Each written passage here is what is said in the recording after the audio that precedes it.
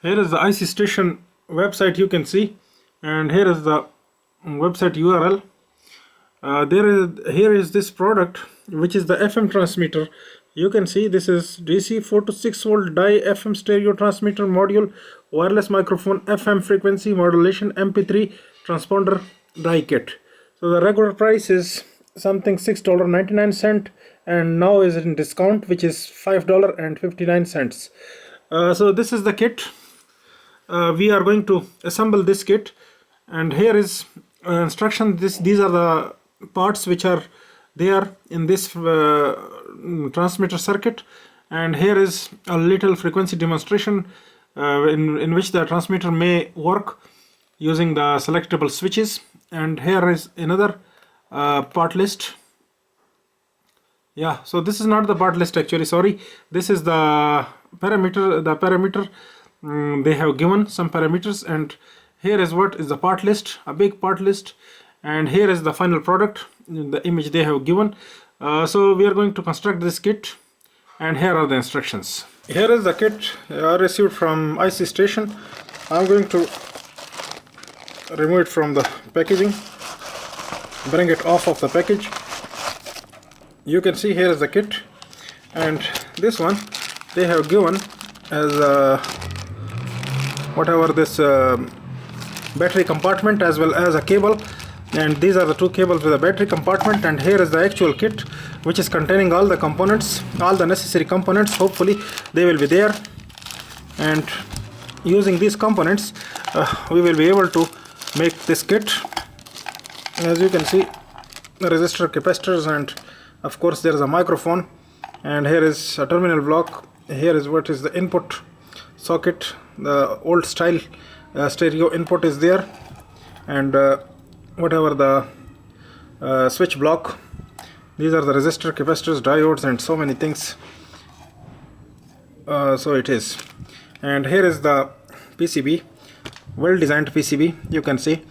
And what is the component over here is the heart of this circuit is IC1, which is BH1417F. This is the heart of this FM transmitter, and I have another video which is explaining this IC in detail. Unfortunately, this is just whatever this SMD design IC, so the whole board is not SMD, but this IC is SMD. This is what is not available in the through hole components, but it is as an SMD it is available. But it is not difficult, really it is not difficult. One can solder very easily. So what I will do is I will practice this soldering. Just you have to look at this cut, this notch, and this plus you can see, and here is the notch. Sorry, this is not focused, sorry. I'm looking at the board and not looking at the camera, so I should. Here is the notch. Under the notch there is pin number 1, and here in the IC you can see there is no notch, but there is a dot over here. Here is the dot. What I can point using soldering wire, there is the point over here, you can see, and this point is pointing to pin number 1. So pin number 1 will come somewhere over here, and of course this will be some way like this. We will solder it, and the number will correspond. You will see the number right like this. Well, the board will be in your hand, and the rest of the board is well mentioned. Everything is mentioned, every capacitor, every resistor, everything value is mentioned. So that's straightforward. If you want to see how these components are just soldered, you can watch my other videos. I'm going to focus on the IC only in this video. So what we will do is we will have to first we will have to take very much tiny soldering iron, and this is hot at the moment. You can see just with the fingers I'm cleaning it. The fingers are also a little bit burning, but it is okay. The outer skin is normally burned for electronic people. So this is now the colophony, or whatever the flux, if you have good flux, but I don't have. The colophony is good for me. And just we have to paste a little bit these pads. So colophony is the best choice for me over here. So using soldering iron heat, just I'm going to melt the colophony on the pads. on these SMD pads.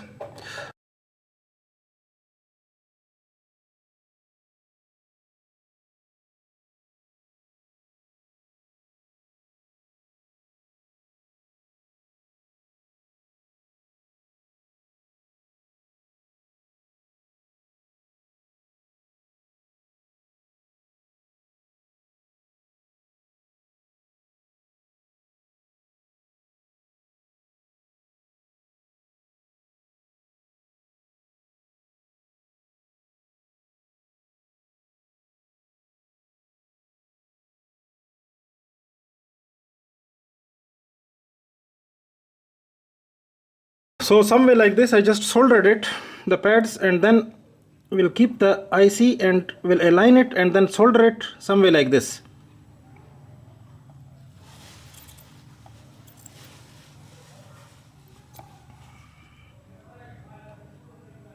Little effort is required actually using this technique, because I'm working without a microscope, which is a bit difficult for SMD, because SMDs are very much tiny, you know.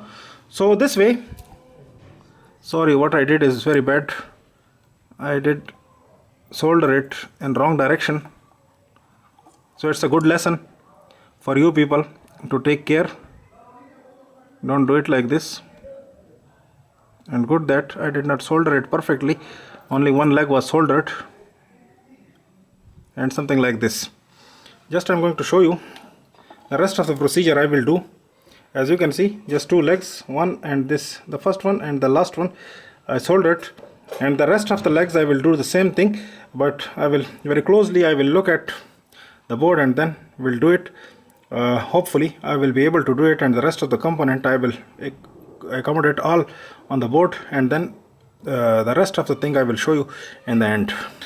Here is the kit with almost all the components in. Very few components are remaining. Just I'm going to demonstrate a little bit about them, because that demonstration is a must if you are going to assemble this kit. You can see almost everything is there: capacitors, all capacitors, transistors, IC, switch and microphone, and this input jack, as well as the input power supply connector. Almost everything is connected. Only the few remaining components, which I'm just going to explain a little bit about. First are these three coils. You can see the first one, this coil, this is a 5-turn coil, you can see, and here is an 8-turn coil. You can see this other one, this is 8-turn coil. This one is the 5-turn coil. So we are going to put it in. You can see here is the place for the 5-turn coil, and here is the place for 8-turn coil. This is written L2 is 8-turn, whereas the L4 is 5-turn. So it is written, mentioned on the PCB even. And don't make a mistake that you must not swap the coils with each other. So this was, and the other third coil, which is here, that is somewhat this resistance shape coil, which is over here, you can see, and its value is written on the PCB 150 microhenry, and the code is also like a resistor, brown, green and brown, and then some golden color color band is there. So this means that 150 microhenry.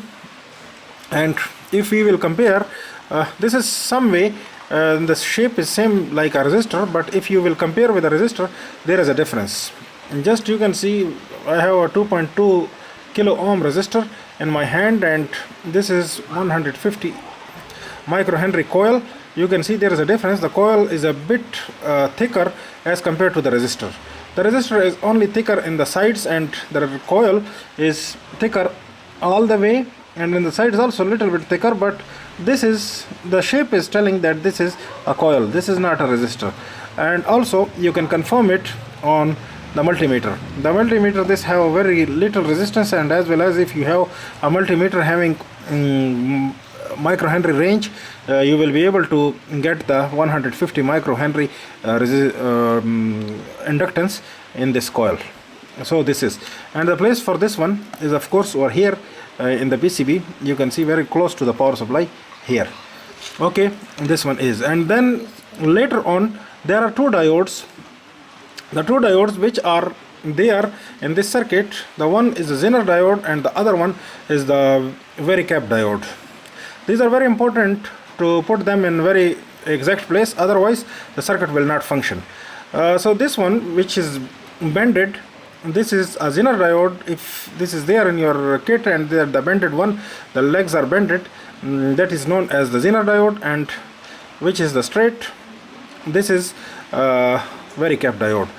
Shapes are very same, like 1N44148, something like that. The diode, which is very general purpose diode, say shape is some way like the same, but only the difference is you will put it in the proper place. So for the varicap diode, you can see these are the two legs, and there is a bend over here. The bend will go on the cathode side, so we will bend it, the legs, some way like this, and then put it over here where VD1 is written. You can see here the VD1 is written, and this is in between these two capacitors and close to the coil 5 turn. Here this diode will go, the varicap. Okay, and that's it. And then this diode, which is of course the Zener diode, there is a bend also over here. On that you will take care of the bend, and that diode will go in this position where ZD1 is written, 4.3 volt. So this is the 4.3 volt Zener diode which will go over here. And here is just this transmitter had been set up and power up with my 5 volt power supply. So now I'm going to give this audio free, royalty free music to this one, to this transmitter, and here we are going to scan it on this mobile. The mobile is of course the FM radio.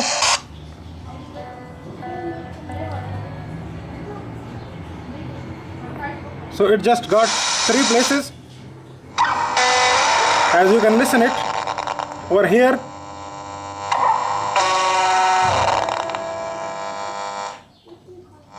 And this is very close. This is the central frequency for this radio transmitter, of course. And from these switches you can change, and of course this switch you can use to change the band. Just I'm far away from this one, and I can listen it the same which is playing over here, over there on the other mobile phone. So I'm going to change a little bit the music, so you will find another one. I'm going to change another one. So now I had been changed, so just listen. Now it is starting. So it had been changed. So as you can see, as you can listen on the other phone, this one, and I'm bringing this phone in front of the camera, so you can see this one is playing over here. And if I will change to another one, you can see just another audio library on this radio.